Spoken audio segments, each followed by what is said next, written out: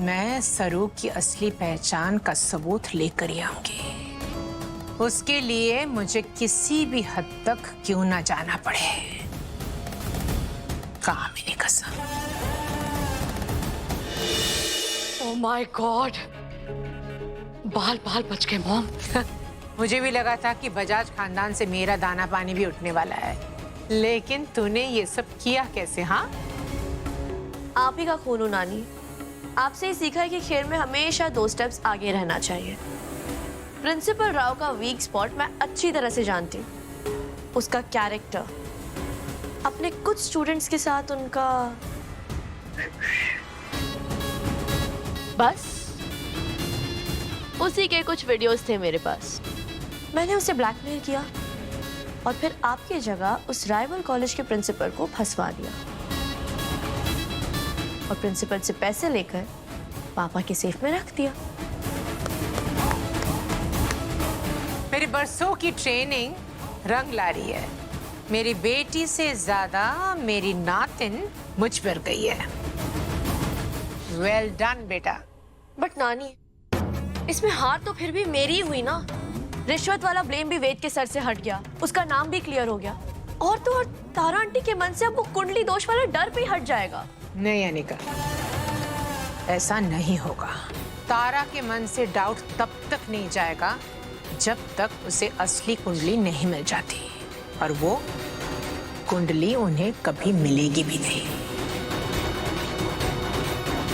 तारा के दिल में ये वहम बैठ गया है कि उसके बेटे की जान खतरे में है, और अब वो वेद की शादी उस पनौती सरू के साथ करने की रिस्क नहीं लेगी। मतलब सरू की शादी वेद से ना होने का कोई चांस नहीं? नहीं, मैं सरू को तुम्हारे वेद को छीनने नहीं दूंगी,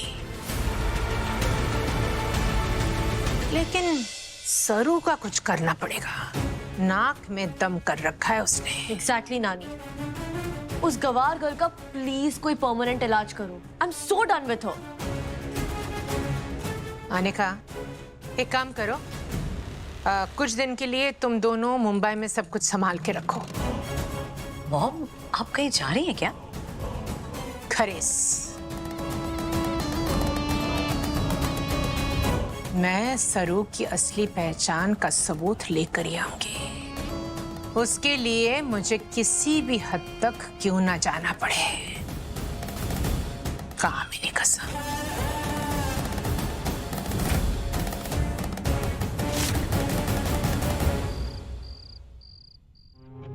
अन्नपूर्णा कॉलेज रिश्वत वाले मामले में एक नया खुलासा हुआ है। जानकारी के मुताबिक वेद बिरला को जानबूझकर इस मामले में फंसाया गया था और इस साजिश का पर्दाफाश किया उन्हीं की मंगेतर सरस्वती बजाज ने। आपको मालूम है ये शहर का नंबर 1 कॉलेज है, और इसके बावजूद देखा तारा जी, सच सामने आ गया और वेद सा निर्दोष साबित हो गए। आप मुंह मीठा कीजिए और पानी पीकर अपना व्रत खोल लीजिए। मेरा दिमाग मत खराब करो गौरी, चुप हो जाओ।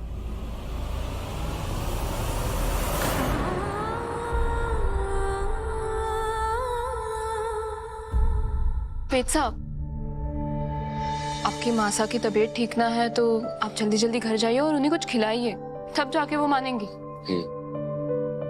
तुम भी साथ चलो। मैं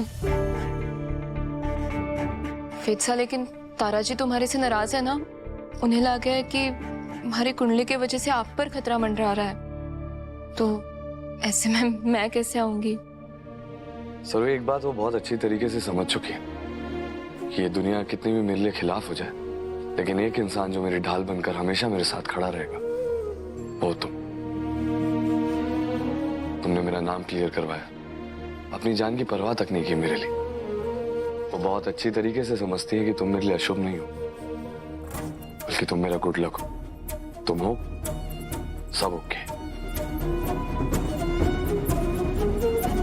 इस स्माइल के लिए तो मैं किसी भी हद को पार कर सकता हूँ सर। मैं क्या कह रहा था, चलो जल्दी से शादी कर लेते हैं। कुंडली उंडली छोड़ो, सीधा सिंदूर और फेरे। चले।